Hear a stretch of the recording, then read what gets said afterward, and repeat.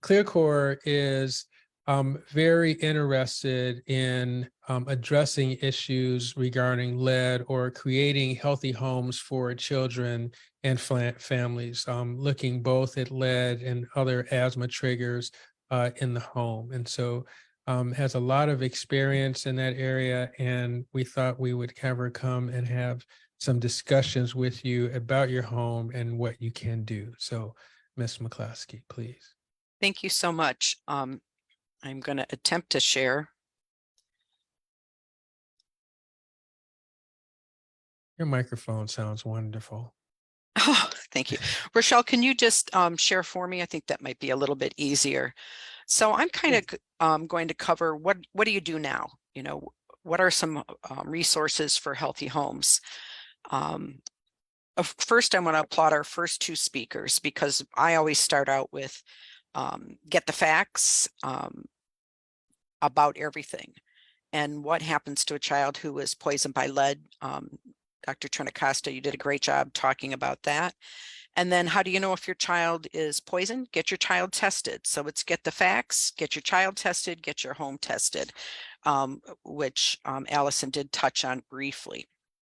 So I'm going to talk a little bit today about, so what do you do now? You think your home might have lead poisoning in it.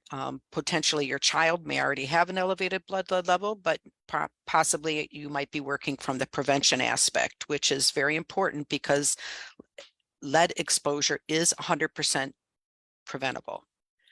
That does not mean it's easy. It does not mean it's cheap. And it may mean that you need to braid and layer and leverage resources in order to accomplish a lead safe home.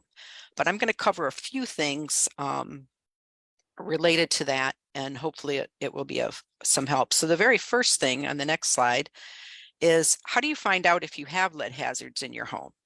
So here's the facts. You need to get your home tested. You can do that in a variety of ways. If you are outside the city of Detroit, chances are your city does not have any kind of regulation on lead testing. If you are in the city of Detroit and you rent your home, ask your landlord to have your home or apartment tested and to give you previous test results. When you sign your lease, they are more than likely saying, I'm not aware.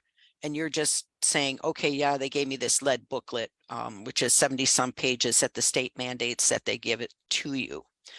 But Detroit has a rental registration ordinance where the landlord has to get what I call a health and safety third-party inspection and a lead investigation risk assessment, which identifies where the hazards are in the home before they can get certified to rent.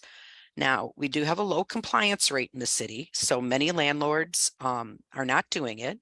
Many families who already have children with elevated blood lead levels are afraid to ask their landlord because they don't have anywhere else to go and they're afraid they're going to get evicted. But what you can do is you can look up your address to see if your property's been registered. They've made some recent updates to this website, so it's a little bit easier to use. If you put in your address, it'll bring up a map that'll show the houses on your block, and there'll be codes on it to whether it is registered or not. Now, the important thing to remember is that there's a couple steps to getting a property registered.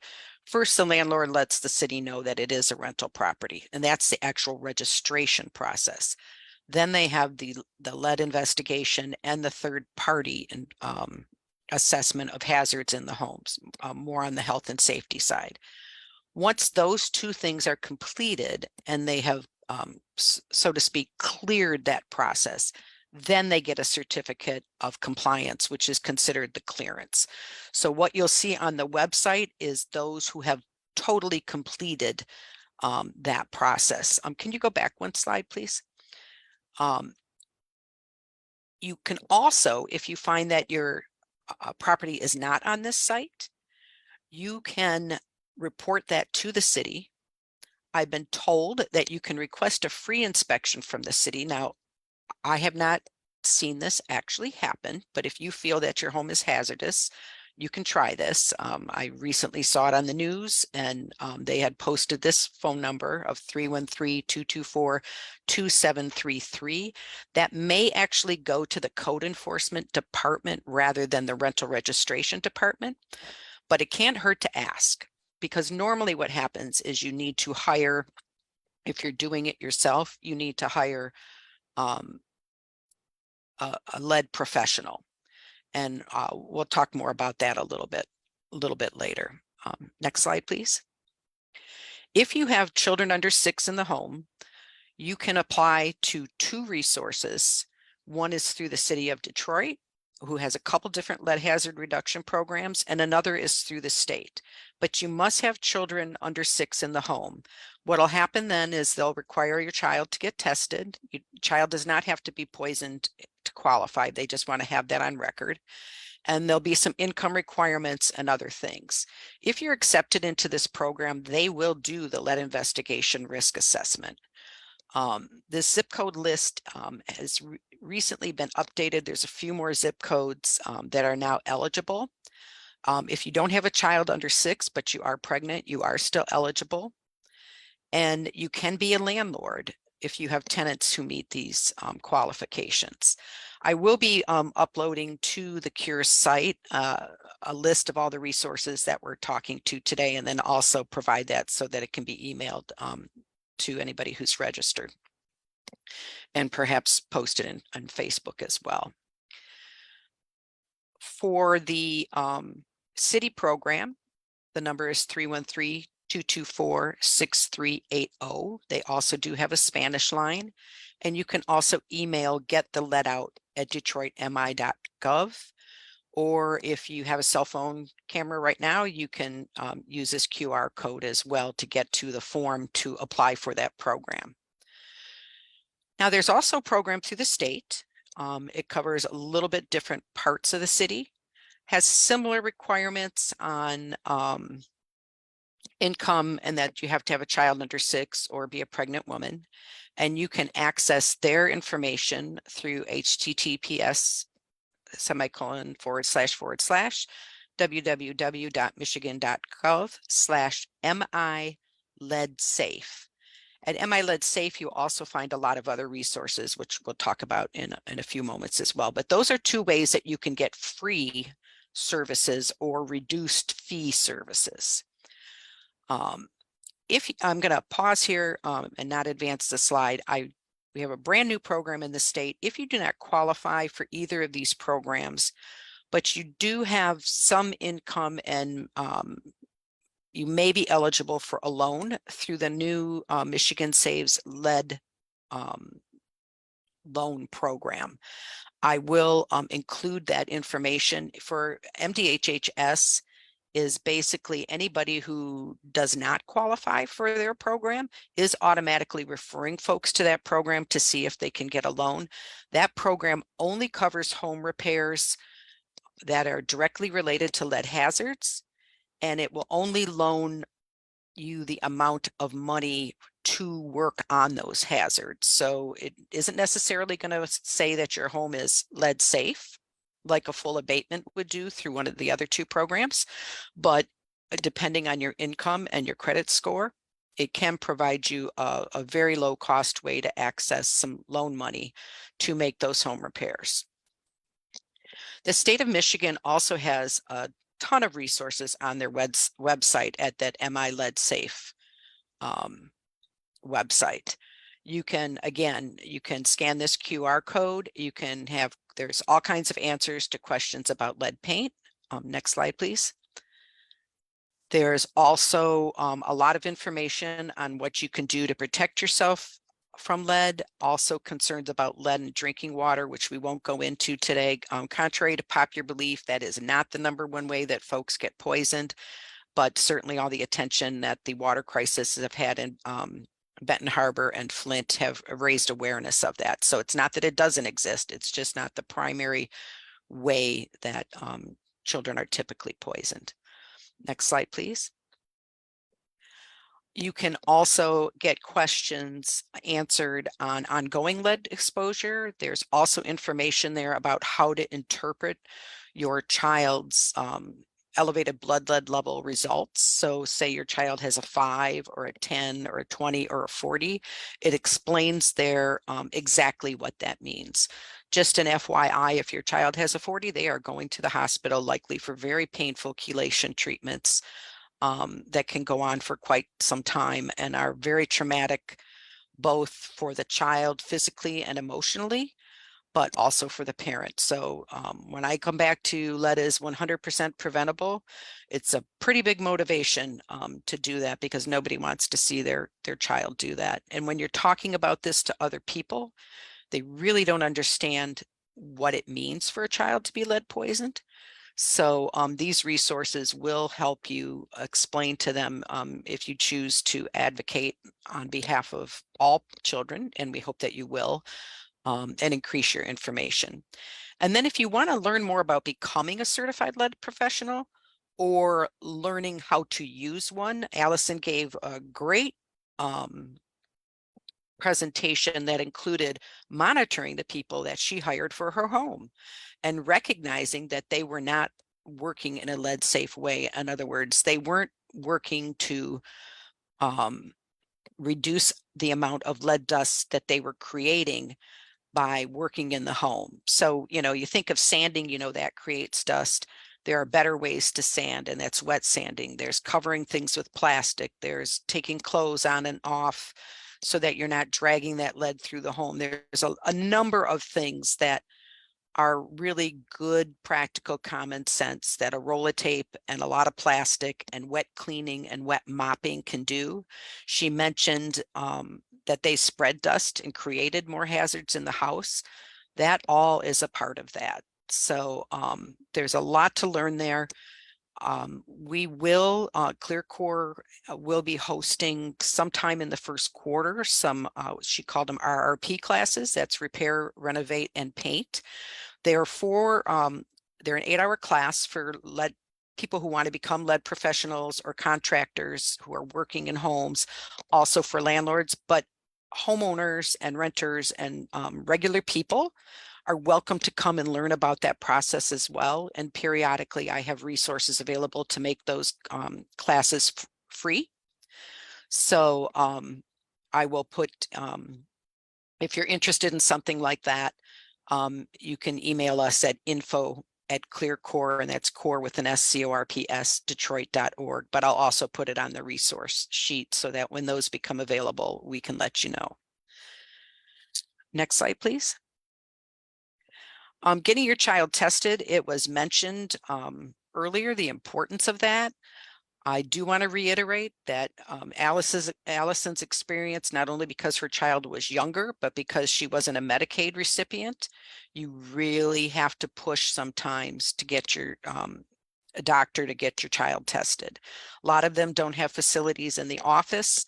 If you don't have a regular healthcare provider or your doctor is giving you some trouble, you can contact the Detroit Health Department, which is on the next slide. If you're outside of the city of Detroit, you can also, I believe, call the Macomb County or Oakland County Health Department, and I believe they may have testing as well. Sorry, I don't have those details readily available. But the health department does provide a lot of services to families, not only for the testing, but should your child have an elevated blood lead level, they will meet with you and provide some additional education and try to do some linkage to services and follow up with you as well, and give you some things that you can do to help, which we'll talk about a couple of those things next. One is safe cleaning. This is straight from the state's website, so you can also access that at the website I gave you before. It's basically contain the dust, use HEPA vacs, throw away anything that has contaminated with the dust, always wet clean. So instead of mopping and moving that dust around, you're using a Swiffer or a wet mop, and there's a 2-bucket system you can use. They have more information. If you can, get your windows replaced or at least remove the paint chips.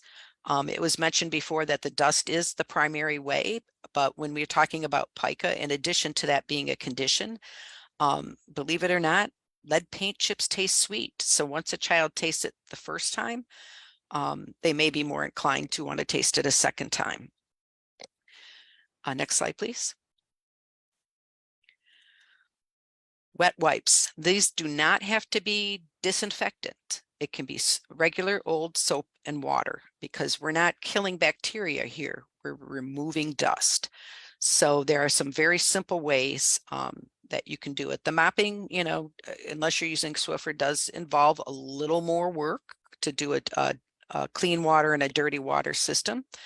But if you are using wet cleaning and wearing gloves to protect yourself from contaminating other surfaces, you will make an impact. There is more detailed information that we'll be able to post on more cleaning steps than just this general overview that I'm giving. Next slide, please. We talked a lot, Dr. Blessman and Dr. Trentacosta, about the science behind lead. And when I first came into this world, that was very informative to me to understand. I'm no scientist, but to understand how nutrition could help work with that science. So it's been identified that calcium, iron, and vitamin C help. They're not going to flush all the lead from your child's system, but they can help make it harder. Please, one of the doctors correct me if I word this wrong, make it harder for the lead to bond to the bones and other parts of the body. So really using foods that are high in sources of calcium, sources of iron, and sources of vitamin C. While that's good dietary practice anyway, it's one thing that you can do to help give your child a better chance of having a reduced impact of the lead on their body. Next slide, please. So as a reminder, get the facts, get your home tested, and get your child tested. But there's a couple other things I want to just mention very briefly that are not covered in the slides. One is that we need you to spread the word. We also need you, if you have a child who has been impacted by lead and you would like to share your story, there's a new Get the Lead Out Detroit coalition that ClearCorps is the administrator for, and we would like to gather parent testimony. And so, again, I will have that in the information that they distribute, but you can email us at DetroitLeadCoalition@gmail.com. That's DetroitLeadCoalition@gmail.com to share your story, or just let us know that you want to be involved. This is a brand new coalition that will be launching in 2023, and we're really looking to get folks involved from a wide variety of sectors.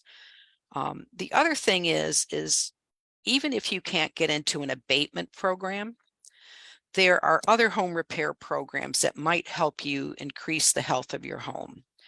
DTE Energy's energy efficiency program does certain home repairs, replaces furnaces, air conditioning, water heaters, refrigerators, dehumidifiers, some insulation, and a few other things that will help improve the general envelope of your home, so that if you're doing certain things for lead and you can get these other things too, you're going to create a much healthier home envelope in general.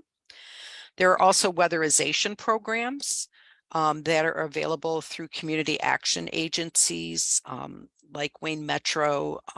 In Wayne County, there is a Macomb County Community Action Agency, and I believe there is one in Oakland County as well. I don't know the name of that one. So you can leverage and marry these different programs. The city of Detroit also has several programs depending on your income. You can access them through the Detroit Housing Network that they have created, which is basically community development organizations throughout the city will help you do an intake form and see which programs you may be eligible for through the city. So combining all of these things, you may be able to do more to improve the quality of your home, even if you can't get the full lead abatement through one of the city or the state programs. So in closing, I think there might be one more slide. Okay, you can skip that one. I'm sorry. I talked about that out of turn. Between the health department, the state of Michigan, the CDC, and the coalition, there are a lot of resources out there. Again, I will post a one-pager to the Cures website that can be distributed as well, or posted on Facebook, so that you can access all of these things. But you know, the important thing to remember is lead poisoning is 100% preventable. I had no idea when I was raising my child that lead poisoning even existed, and I was living in a home built in the 1920s. And he was a grown man before I even learned about it. So I, in retrospect, worried, what did I expose him to? And lead is a health issue that has often a housing cause, but often a housing solution. So through changing some of the personal ways that you work within your home, improving the nutrition of your child, and really being educated about home repairs and the things that you can do, you can make a major impact on not only your home, but the homes of your neighbors and families and friends who you share this information with. And with that, I will open it up for questions.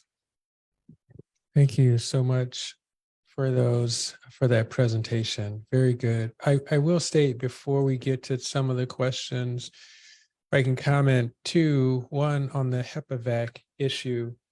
That's an important piece if you are vacuuming, because regular vacuums without that will have a tendency to spread the dust in your home, and in particular, put it in the air so that you can breathe it. So it is important that there be a HEPA filter in this regard. The other thing with regard to nutrition, and I saw a comment in there about nutrition, that gets back again to my opening comments about errors of omission and errors of commission.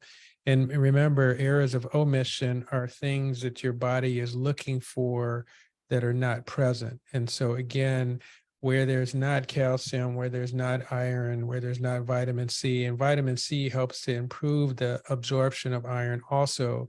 If your body doesn't see those things, it will preferentially grab the lead if it is there and absorb this and take it to places where it is doing no good. But there are other errors of omission too. There's in the area of mental fitness, so you got to have the right thinking. And let me just tell you that happiness is where the magic happens. You got to have right eating, and even being careful of when you eat. You got to move right. So, you know, avoiding being sedentary and doing your stretching. And more importantly, you got to kind of find your purpose and meaning in life, and where there is meaning, and improve social relationships, things go better. And I'm just going to say, as we move into the holiday season, just from some other things that I've seen, I'm just going to say, do not pass up the opportunity to tell your loved ones that you love them. And I'm going to say, even for some of those people who maybe you don't love, you could spread a little love to them also. So that being said, I don't know, Ms. McCloskey, you almost look like you were going to say something. I was. I'm glad you brought that up about the HEPA vax, because I should also have mentioned, if you can, remove carpeting if it's in your child's home, preferably through your whole house. But if you can only remove it one place, remove it from your child's room, because I've recently learned that it takes 10 minutes of vacuuming in the same spot, which is a very, I think, and Mary Sue, you might know this number better. I believe it was 1 meter square, 10 minutes. to remove the lead dust from the carpet. And if you don't do it for the proper length of time, all you're really doing it is bringing it to the surface, which makes it easier to spread around again. And I mean, it's, in other words, very impractical to think that vacuuming is going to help. I personally also use a HEPA vac to vacuum my wood floors because I don't have carpeting, but I'm hoping that helps there as well. I appreciate that information about the 10 minutes of vacuuming. I was not aware of that. That's good information.